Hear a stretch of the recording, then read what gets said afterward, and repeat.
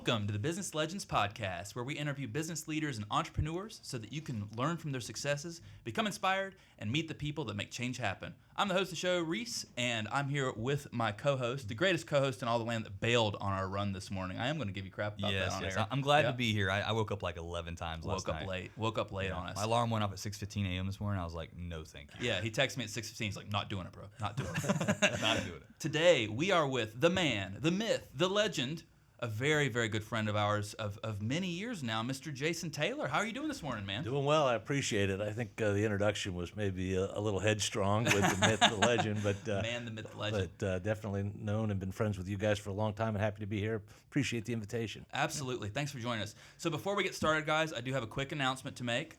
Something very important that we have to say before the show begins. Today is my mother's 61st birthday. So happy birthday, Mom. I love you. Happy birthday. Yep. Thank you. You owe me $20. Thank you.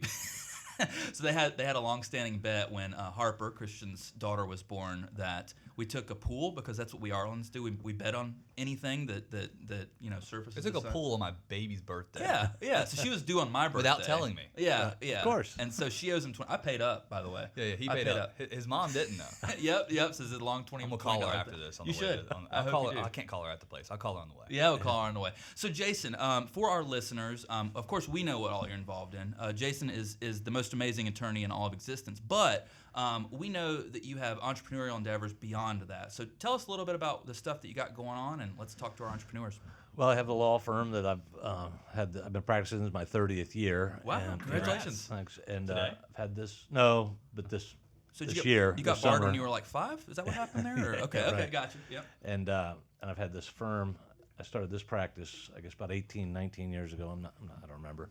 And then I have a couple businesses with one of my brothers. We have a construction company, and we have some rental property that we've done, and then I have another business with that brother and my siblings, which again is more rental properties and whatnot that over the years we've slowly collected and parlayed, and got a farm, and I got a wife who's got 2 businesses. So Wow. So what made you do all of that? So that's like the end of, like, you're at like you've done it all already so far, right? You built all these businesses. What made you build more businesses past your PI firm? I was really fortunate. I grew up in a household where my parents said, "Of course you can, and of course you will," and almost not only are you supposed to, but it's nothing for you to do. And so it was really, I didn't have any hurdles in terms of mental hurdles when I got started. I just assumed I was going to go and start a business, and then when you get down to the finite aspect of it, the facts when it's happening, it's a little different, a little nerve-wracking. But having had that background, I always thought that I could and I would and I should, and then sometimes when you're doing it, you're like, is now the time? And am I doing it right? And I always, my running joke, a lot of people who I work with don't like my running joke, but it's the, anything I've done right, I've done by accident. Fell backwards into it. The only thing I was smart enough to do is know when it was working, right? Yeah. But that also, if you kind of have that mindset, then you're not afraid to understand when it's not working and make the change. A lot of people kind of crash and burn when they're doing something, and they don't appreciate how things have changed, how times have changed, how you have to adapt and be prepared to change. I talked to a lawyer. This is kind of stupid, but it kind of amazing. This guy who I knew had his own business, was firm for I'm going to say 20 years. I don't know exactly, but a long time. Like, knew him for his firm, and he called me for a job, and I was like, "Well, you got a firm?" He goes, "Well, I stayed with the Yellow Pages too long," and I'm like, I don't even understand that. But whether that was the reason for his issues or not, I don't know. But the bottom line is, you have to change. Times change. If you're if you got the cassette player in your car, what's that? You never met us. That's all it was. Yeah, that's what it was. That's what it was. Well, and you guys get this. You understand how the marketing is different today than it was 6 months ago. Oh, it's insane. It's actually insane how it's working right now. Like literally this month, AI is like taking over Google and transforming the whole package. I believe it. Yeah, everything changes. We had to relearn an entire new platform. Yeah. And it's going to be evolving all the time, which is going to impact everybody in every industry. And it's like, how nimble can you be? How can you stay on the edge? And because that's, how do you get clients? They got to find you. And The cool thing is a lot of smaller client, like under $100 million companies, this is their time to attack because they're nimble, and the bigger companies won't do it. They'll go through 9 security checks over a year and a half, and then they'll be like, okay, now it's time to implement 1 AI and just test it. 2 years later, we'll implement 7 AIs. You got a nimble person knocking 7 AIs at once. It's the difference between the cruise ship making a turn and the Scarab race boat making a turn. I get that. You're right. Yeah, right. Great reference, by the way. I like that. I like that. I'm going to have to look that boat up. So I want to go back in time 20 years to when you were an adolescent, obviously. So you started the law offices of Jason E. Taylor, like you said, 18, 19-ish years ago or something like this. Were you a part of another firm up until that point? I was. Okay. I was a partner in a firm for 10 years before I started my firm. So when I started practicing, I went out and I worked for another firm for, I was there less than 2 years. And I remember that my dad had practiced law, and he had said, you got to learn to fight over stuff. You got to go try cases. You got to have a bite with your bark. And I went to like work. that. Yeah, and it was true. And he said a lot of things that some of them, he said, you got to, fight over a cheese sandwich. And I felt like I've done that. I'm like, maybe I should have had more in there than cheese when I was fighting over. Maybe not maybe the roast beef sub I'll fight over. I don't need the cheese sandwich. But anyhow, so I was working for this firm, and the insurance company was denying a case that I had, and I'm in like my 5th week of practice, and I'm like, seriously? And they mentioned if the other firm had the case, they'd pay it. And I'm like, oh my gosh, but how demasculating is that, right? And I'm like, what are you kidding me? And I didn't know. I didn't know who these people were. Yeah. Wait. So hold on. Let me. Sorry, I don't mean to interrupt you, but so you're talking to this insurance company. Yeah. And they're like, no small fry. Like if you were a part of these people, then we'd pay you. But you're the Scarab race boat or whatever. So this is literally 30 years ago. I remember the insurance company. I remember the fact pattern. I remember everything about it because it was so eye-opening. Yeah. And basically they said, with the firm you're in, we're going to deny this case. If this other firm had it, we'd try it or we'd settle it. And I was like, okay, what's going on here? And I realized the firm that I've only been there for a month or so, wasn't trying their cases where the other firm was busy trying cases. So I started filing lawsuits and fighting over cases and trying them. And I got called into the managing partner's office and he said, what are you doing with all this litigation? I said, well, and I told him the story. I was like, of course. He's like, you make more money from me on the phone. And I was like, I called my dad. My dad's like, oh, God, you got to get out of there. Yeah. So that's why I got out and I started a firm with somebody else. And interestingly, every case that was in litigation, that firm did not wait for the clients to decide where they wanted to go. They just sent them all to me. Oh, wow. And which was great because I went and I fought over them, and that was how my practice started, which is how my dad said it should start. Yeah. And fortunately, I other than during COVID when the courts were closed, I've tried cases every year of my 30 years. But for the COVID interruption, and I have one supposed to start in 2 weeks. So I believe in that, and that's, I will tell you there in my opinion, there's basically 2 types of firms, and this is probably true in many other industries, and that is and I'm talking from my perspective, which is a civil injury firm. There's obviously all kinds of real estate and domestic and all that, but and I don't care if you're making shoes. I think this principle probably applies. There's those firms that are running away to make money, and they're good business models, but not necessarily good for their industry or good necessarily for the best outcome for their client, right? Because it's somewhere the bell curve changes between how much money am I making versus how much effort am I putting in, right? And then there's other firms that are very good at fighting very hard and very well for their clients, not always terribly successful business models because you've gone in heavy on the things with the least return. And so I think in order to survive and do a great job for your client, but also survive to be able to have your next client, you have this line you have to walk between making good business decisions but giving your client everything and then some, which means you have to be selective in what you take. Yeah. 'Cause otherwise, you're compromising somewhere you shouldn't. Yeah. Yeah. Wow. That's very well said. It's kind of interesting because the example that you just bring up, obviously that pertains to law for the most part, but that concept in my opinion, is true in all industries. You could be making widgets, and Yep. and if you're selling them, and I got a brother-in-law who, it's interesting all the different businesses that are out there. He makes he's a manufacturer, and he makes the samples for roofing samples. Okay. Right, the boards or whatever that. very and specialized, has interesting. manufacturing plants, but same kind of thing. You've got to do the best for your clients. At the same time, you have to make business decisions. So the way you do both is you make sure that the client you're representing and what you're doing for them, doing the maximum amount you can for them, is the best thing you can do for your business. Yeah. Otherwise, you don't go there. Right. Yeah. Otherwise, you refuse it or refer it out to begin with. Yeah, because you're either going to hurt yourself or you're going to hurt them. Yeah. And you don't need to do either one. Yeah, I heard, a couple episodes ago, we were talking about compromise with that, right?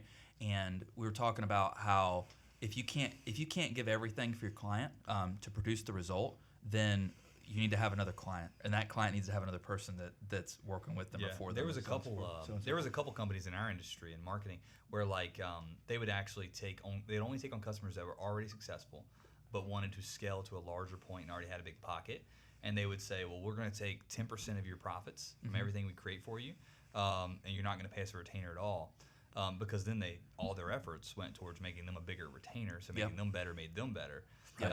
But they had to be super selective. They had to find companies that were in the millions already at the very minimum, and had already appreciated marketing at a grand scale because they didn't want somebody who wouldn't invest. Mm-hmm. The thing I love about that model particularly though is that you're banking on the best thing you can bank on, which is your own work ethic and your own success. And that's the thing I've always respected about that model particularly. Yeah, they're like a $30-40 million company. Mm-hmm. I know who you're talking about too. They got there quick. So I want to shift gears on you just a little bit, but it goes back to what we were talking about at the beginning of the show. So some of your other businesses you're involved with family. So you said, if I'm not mistaken, you said you have a real estate investment with your brother. Is that correct? Yep. And then you said brother-in-law as well, or no? So I have one with my younger brother, and I have one with both my brothers and my sister. Okay. Yeah. Gotcha. Wow. Okay. Keep it in the family. Yeah. So So this happened after you were in practice, correct? Because I went from college to law school to starting to practice. So Right. in my early years, my brother and I at one point were able to buy a house together. Yeah. We lived there. The market improved. We were able to sell it. We bought 2 houses. We were able to parlay for a while. Yeah. And then, that's just the kind of thing it's now, 28 years later that we've all been kind of doing it, and you're able to slowly grow that business. And it goes from the roots too. I mean, our dad taught real estate when he was still, 18 years old. He had his real estate license and was doing it, and was a builder, developer, lawyer. He had done all those kinds of things. So he had, and I think my sister and both my brothers have real estate license. And okay. And my wife, right? Yeah. I mean, everybody. Right. Yeah, everybody kind of has just been. You kind of do what you grow Where's up with. yours, man? Come on. Yeah, no kidding, right? I know very little about it, but Yeah. but it is when something is kind of what you hear about and what you know every day. That's where you tend to. Yeah, tend to to gravitate gravitate. towards. Do they still sell every now and then randomly? Do you see them selling houses every now and then? No, of course my wife does. And no, my sister I think stopped in just the last year or two. But no, my older brother's retired now, and my younger brother's too busy with his construction. The probably 2 years worth of backlog and construction. Yeah, and quite honestly, I don't know that he ever did, but I think it helped him in his construction, finding ground and just doing, I mean, every day he's in real estate, right? So just having the license helped him. The confidence. Well, and literally, I think using MLS to get information and those kinds of things. So Yeah, I like that. I was going to say he's probably keeping his ear on the ground just innately and accidentally almost. So I think the question is what's it like having business with family members, and let's think about. Imagine you have a 20-year-old listening to this show, for instance, right? Yeah. And they have a brother and a sister or whatever. What is the decision-making process as far as before you get involved with an investment with a family member or things like that? And what's that like for you? Yeah, so the biggest piece of advice I'd give that way, and this goes to or away from, it's not so much, well, how do I say this? it doesn't have to be your siblings. It could be your parents, could be any, a cousin or whatnot. But my dad said to me one time, he said, your parents may give you bad advice, but nobody wants to give you better advice than your parents. And I think that's true with typically your people your family, who your blood. They're going to want to help make good decisions both for themselves and for you. Now, then all of a sudden there's going to be a whole bunch of stories of people like, really? Well, my brother or somebody, stabbed me in the back on this. Yeah. Well, I'm thinking about my mom. Like she has family members on her birthday, by the way. Love you, Mom. She has family members that if she got into business with, I'd be like, whoa. Well, and that's true, but by and large, I mean, there's exceptions to every rule. But typically, families like to take care of families, Sure. and if you both have your interest in the same place, you'll tend to work together to help everybody. Probably well-raised families. Yeah, that makes sense. Yeah, that's right. But and the other thing, like you two, I mean, you guys probably consider yourselves family. You've Definitely. been together, and you do everything together, and you. Too long. Yeah, and You're beast, bro. Yeah, but bottom line is, once you have that relationship and you understand how each other works and where one's strengths are versus one's weaknesses, and you don't feel bad capitalizing on, hey, that's not my strong suit. You do that. I have a friend, a lawyer who's been practicing longer than I have, and we've tried cases together. And we'll sometimes like, well, you'll do better in this particular case with this witness. I think the way you approach this will be better. And yeah, you're right, and vice versa. And we maximize our strengths, right? And then we're able to minimize any of our weaknesses. So I think that's the goal. Yeah. I think about that a lot. Christian and I are very lucky because when we first met, we worked together, like from the moment that we met. And we've actually had several different jobs and now careers together. And we know each other's ins and outs, faults and weaknesses just like that. And we know what each other are good at and where we excel. I don't know that there's any secret sauce, though. It's just learning people's personality and being really upfront about. Man, I think it starts at like a more base level, though. I think it starts at like being trustworthy as a human being. Yeah. Because like we would have never had that connection that built this if we weren't trustworthy. Sure. I remember this one moment, like I think we hung out one time. I don't know what you're about to say. He's probably not even gonna. He probably won't even admit this, Nope. but he left a really expensive Rolex on his table on purpose at his Huntersville house, and it was the first time he's ever met me. And I was pretty impoverished. I barely could afford food back then. And I didn't even think about it. I looked at it, I was like, it's not mine. I'm not going to mess with that. And then we woke up the next morning, best friends ever since, pretty much. And it's like... It wasn't on purpose, by the way, but making me sound like I'm testing him. Hey, come on, are you going to do this? Are you going to do this? Like tempting him or something. But the trustworthiness that comes from stuff like that is like, it's huge. If you can't be trustworthy, you're never going to make a friend that you can build something with. It's a good point. I'll give you an example on my side. I mentioned this lawyer that I've tried cases with. We've been friends we met in 96 or 97. We had clients that were in the same set of facts. And we've been friends ever since then, and I talked to him this morning. We talk routinely. He has a firm, I have a firm, and we were able to bounce things off of each other and oftentimes do things together. And in the early years, I had a pretty big size medical malpractice case. And back then, they're expensive, and you didn't want to front all of that yourself. If you lose, it's a second mortgage, right? And so it's what we would do them together. And we never had a contract or an agreement or anything between us. And we very quickly were able to resolve this case for, a lot of money. Yeah. And when the fee came in, I immediately we split it, right? It never.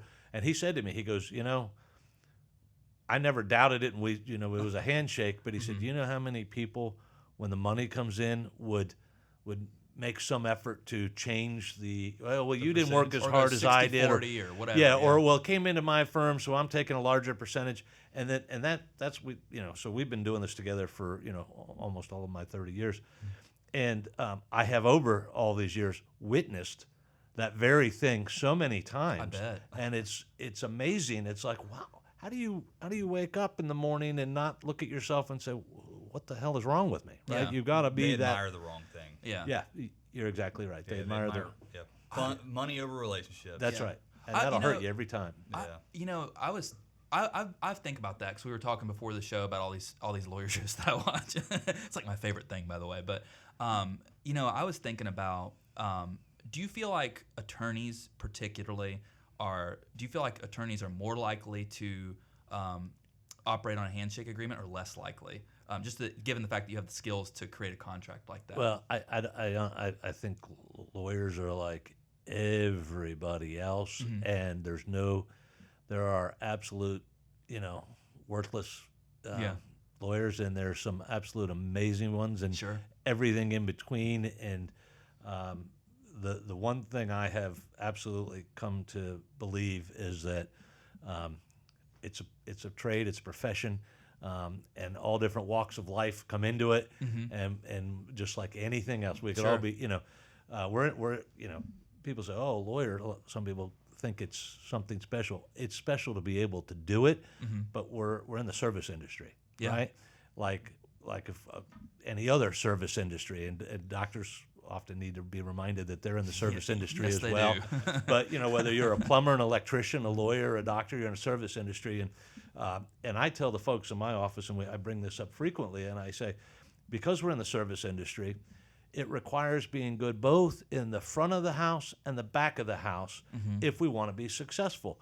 If it's good service and bad food, they're not coming back. Right. If it's great food and bad service, they're not coming back. We have to give good service and do a good job, and then we'll survive, right? Yeah, and we'll all do well, and we'll grow. Yeah. So, and some folks get it, and some folks don't, and that's in every industry, including all the service industries like mine. Sure. Yeah. It's interesting. I would outside in, you might expect that somebody that's capable of writing contracts, and has the know-withal to do it, might want to have a contract in place, but I don't know. I feel like the best types of business relationships come from handshake agreements. I agree. And the old saying, the cobbler's kids have no shoes. Right. Yeah. Right. It's typically those who can do don't. Yeah. Yeah. Oh, right. Sure. Yeah. No, that makes sense. I just had a consultation with the blockchain company I was telling you Right, about. We're going to be building a website for them. Potentially, it seems like we are, we probably are. But they were like, "Can we look at your website?" And I was like, "No, No, not that one. Let me show you the 20 that we just did in the last 30 days, Right. not ours." And she goes, "Yeah, we get it. I mean, everybody's too busy to do their own stuff." I've literally had our team contracted to work on our site for 2 years. I was like, "Put it in the pipeline, get it done," and we just never get to it because we win a new customer, win a new customer. That's on win a me, new by the customer. way. Just so You got clients to take care of, and they come first. Yeah, and that's just. It's not a bad site. It's just not a modern site. Yeah. It needs a little love. It is what it is. I don't know, but needless to say. Cool, man. What were we talking about? We were talking about contracts and. Okay, I have a totally off the wall question. I've always wanted to ask you this, and I never have for some reason. This is totally random, totally in the pursuit of law, but did you always know that you wanted to do litigation in some form and fashion?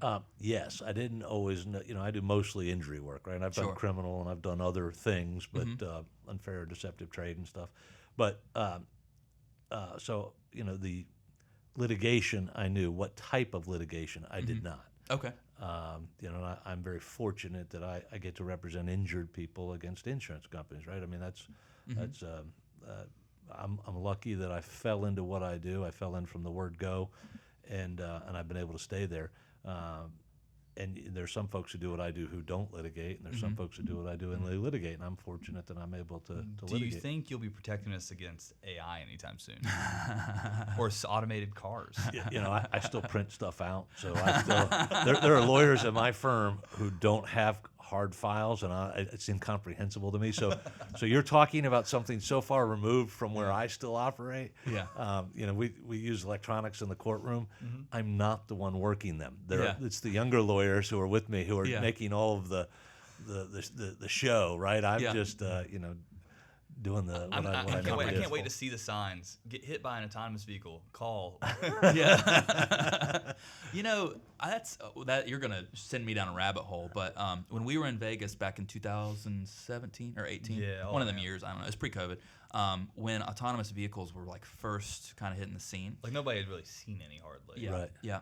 We had a Lyft pick us up when we were going from a casino to a casino on the Grand Strip, and I had a thing on my Uber or whatever, and it was like, are you okay with a self-driving vehicle for this? I'm like, yes, no problem.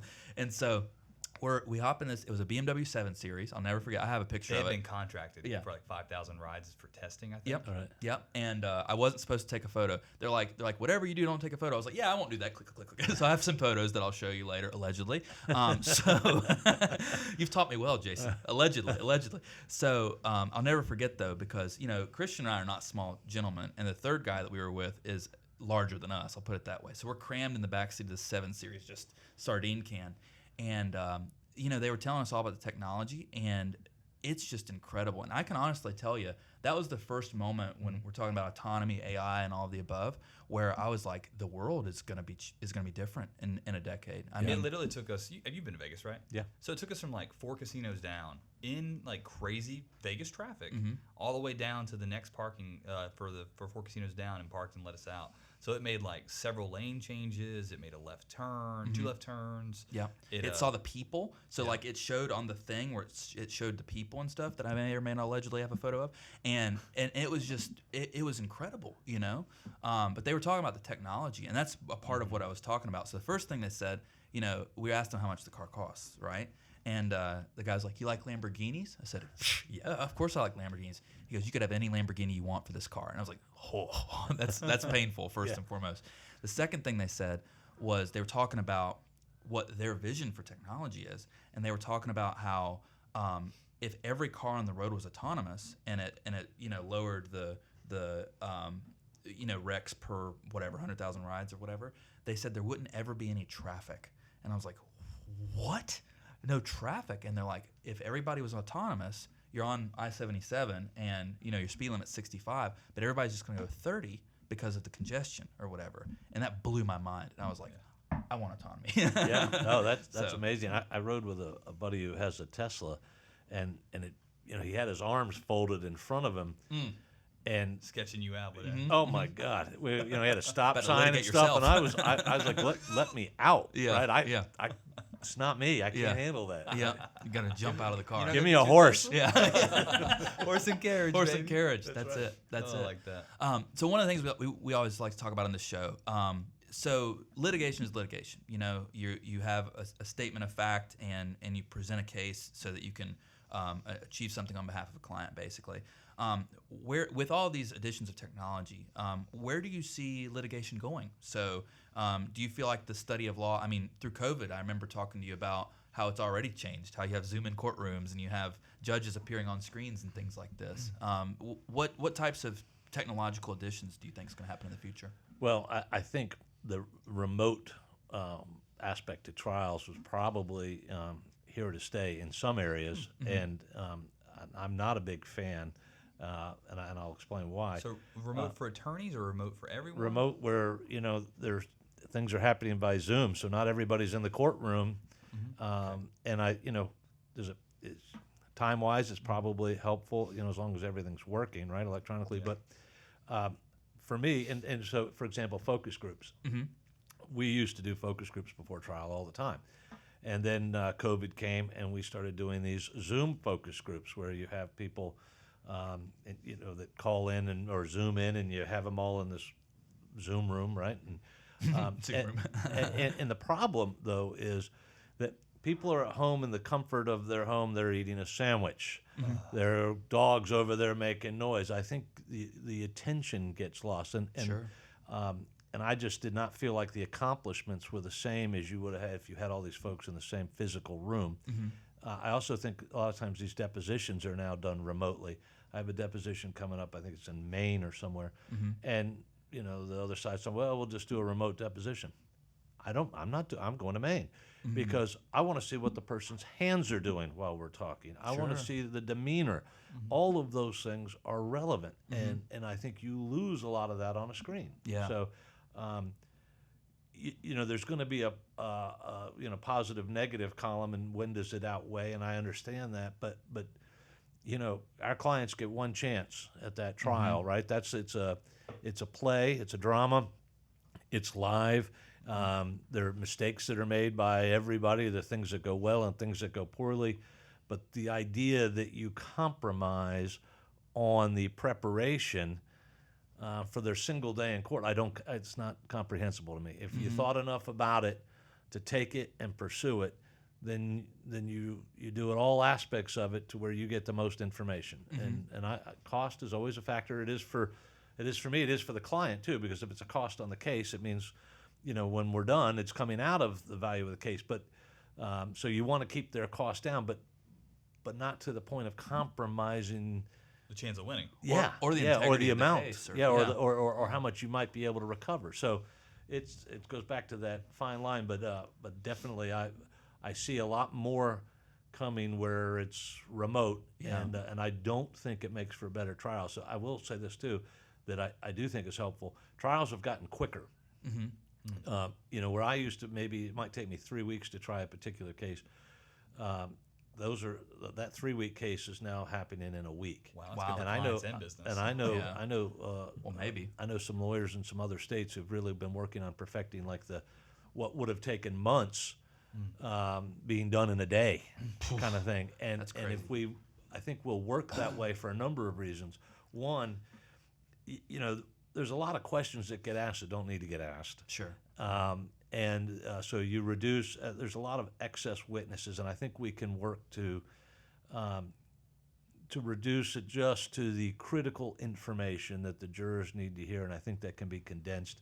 So maybe it's not a day all the time, but maybe it's 2 instead of 3 weeks, kind of thing. Yeah. And when you can reduce that, and it's easier for the jurors to understand. It's easier for them to remember. It's requiring less of their life, which means they're kind of appreciative that it's, they're not out of work or away from their family for too long. So I think there's a lot of pluses to trying these cases quicker. But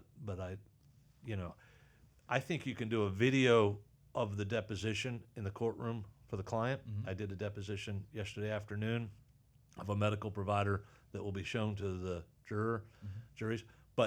But I was there with that witness, so I could pick up on all that stuff. But I think so. I think that's maybe where the compromise comes. Did I ever connect you to that guy? I don't think I did. I had met a guy in one of my when I first got into EO. There was I can't remember his name. Save my life right now. But his company does amazing stuff. So it's these like really emotional videos for like larger PI cases. Yeah. So like they'll call them day in the life videos. Yeah. They'll fly up, interview the whole family, interview what happened, interview the company if they will, interview whoever can, spice it all together, make it this really awesome video. And I heard it kind of sometimes it turns into settlements, sometimes it turns into. Well, a lot of times we use those in the kind of pre-trial in the mediation of a case. So it's one way to have the other side kind of understand and appreciate what your client's losses are. Right? I mean, because it's very easy for an insurance adjuster or a defense attorney to kind of just think of that person as a number. They're dealing with it all day, every day. Yeah. When you're able to humanize your client and their experience, which is you don't do that so much with a day in life video for the jury. For the jury, you're putting on your client, those people who are impacted, those people that he or she work with that can talk about anecdotally the changes that they've experienced, and those are real stories, and the jurors hear them and they resonate. But you can't do all that, and you're not going to do all of that for a mediation necessarily, but you can have this day in a life video where the other side goes, okay, we get it now, and it makes it easier to get to some spot where you can maybe resolve the case. Yeah, I found that really cool. And he was a super niche too, because he has like 3 competitors in the whole world that does it. There's more than 3 that do that, but maybe he's one of the 3 best. But but those are fairly common, and they're a great tool. They're a great tool, and it takes the better you are at it, the better the videos are, right? Yeah, and the better the point comes across. Man, there's just so many niches out there for different types of specific areas and elements of attack, I guess you would say, for whatever industry that I find a new style of company like every month. Oh, it's insane. It's insane. And there's anything anybody's good at can be a niche. Yeah. Right? Yeah. That's business 101, kind of, yeah. I was driving down the road yesterday, and I saw this truck ahead of me. And I won't get it all right, but it was something like aeronautical equipment, like airlift equipment. And basically what it was is they sell, service, train, teach anything with like forklifts or scissor lifts or anything that goes up in the air. I'm like, seriously? There's enough business out there for one company that it's like the name of their company, and all they do is train parts that have to do with things that go up So I know like I know like a little boom bit. truck or something Yeah. or whatever. And I know a little bit about that. So they have to be certified every year. Every single person that touches one has to Probably be what it is. certified. That's probably what it And is. they'll have to sit in this little like 8-hour training session that costs about $1,700 per session per person. Right, which you just said there's a market. Yeah, Huge yeah, market. Right, it is. yeah, And you wouldn't know it unless you were in it. That's yeah, right. yeah. It's- Man, that's I've been telling Reese, other than us buying some rental properties, which we might pick your brain about later. Next business I open or we open will definitely be a boring business that just prints money. yeah, yeah. This is my relationship business. I want Yeah. one to the right that just like prints Yeah, over here. Just Yeah. When you figure out that business, let me know. Yeah, yeah, Like, yeah. like a potato business. Or Yeah, yeah, some kind of like just something that's just a money thing or whatever. Well, Jason, thank you so much for joining us today, man. Always a pleasure to have you. This is where I usually send off with a silly question. I got two for you today. I got two. Ooh, I prepared them. I that's got a two. lot. It's the first time I've ever had two, so I'm really excited about it. Usually So has none. Just the to be clear. yeah, that's where I usually stall, by the way. So the first question that I have is Johnny Depp versus Amber Heard. What did you keep up with that case?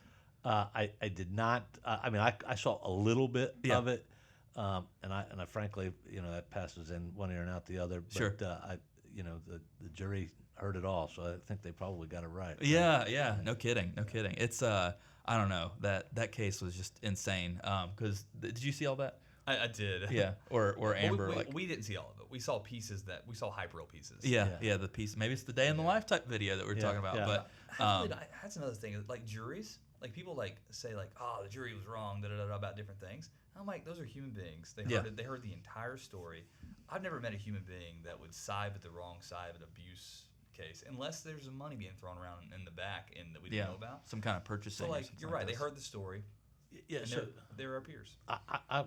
because they're people, that makes them fallible, right? Mm-hmm. We're all able to make mistakes, and so I wouldn't say, and we can do it collectively, and we can do it individually, right? Yep. So I will never say that they always get it wrong or they ever get it wrong. What I would say is, when people make a comment, they weren't there to hear everything, to see everything, right? Yep. And to discuss it and hear because you put on the facts of the case, and the judge at the end reads the jury the law that applies, right? So the lawyers, through the evidence, present the facts of what happened, and the judge says, okay, now that you got the facts, this is the law that you have to apply. And sometimes people don't like the law, and sometimes people don't like the facts, but it's what you deal with. Yeah. And so you go back and work together to render a unanimous decision. Typically, they probably have it right, right? Just because you don't like it means, A, you probably didn't hear it all, Right. or there's some aspect of it maybe you disagree with the law, but it is what it is. So Yeah. blame your legislator, not your judge or your lawyer or your juror. Yeah. So that's my third question. So my second question now is that also pertains to third is when are you going to be running for the Supreme Court? They don't pay well enough, so I won't be doing that. Okay, all right. We need some more Jason Taylors in the world.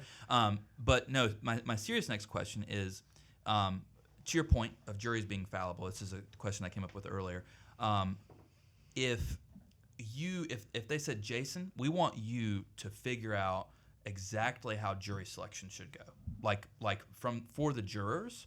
What types of things would you implement? Because I don't know a single litigator that's happy with jurors getting paid $6 per day and getting away from the family and stuff like that. Because it's a civic duty, but it's if you're away from your family for 3 weeks, I mean it can incur cost on you as opposed to anything else. It would incur cost. Yeah. Yeah, it's a duty, but it's a privilege, right? Yeah, we live in a democratic republic, and our Constitution grants us under the Seventh Amendment, we have this right to a trial by our peers. To me, you kind of count your blessings that we have it.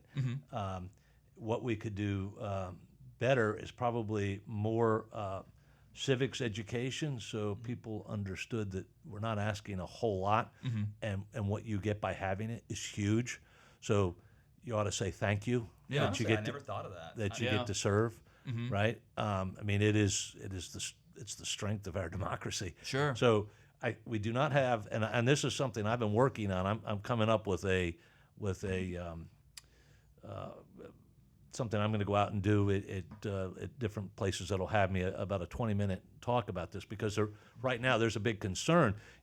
A lack of civics education is really a threat to the country, and this is one aspect, one example of that, because there's almost this animosity about being a juror, Yeah. not appreciating it's one of your greatest weapons as an individual and as a citizen of a community, right? So it's, it's is the glass half full or half empty? Really, it's overflowing. Congratulations, you're lucky. But what could we do better and differently? There's some small, and of course, states do it differently, right? And so, Sure. and the federal government does it different. Our federal courts do it different than our state courts. I would say a couple of things. The more respectful we can be of people's time, the better we're going to be. The more that we can educate them, not just about the greatness of our civil jury system and our criminal jury, about our jury system, and all the way around, but about the process, about what's going on in trial. A quick 2-minute thing. I remember. One of the things I learned while I was doing, I had a witness on the stand, and I'd asked a question, and they had their answer was objected to, and I explained typically what a lawyer does, it's objected to, so you ask it differently if you think you can get there that way, or oftentimes lawyers get nervous too, and they go, okay, well, I'm going to move on. I don't want to get. But if instead you explain to your witness why it was objected to, right? You can't tell us what somebody else said. That's hearsay, right? So, if you start to explain that, so don't tell us what they told you. Tell us what you know, and you work. Then the jury gets it, because the jury is wondering why it was objected to and what happened and all that. But the more you explain, the more the people who are sitting there get and understand and don't feel confused and lost and left out. Yeah. When the juror comes in, they were summoned there, so they're not there by choice. They're told where to go, where to sit, when they can use the bathroom, when they can go to lunch. They right? It can be a little nerve-wracking. It can be like you don't know anybody else when you're there. So the more that we can remind them how important they are, and that they just raise your hand and let me explain everything to you in advance, and you made it more comfortable.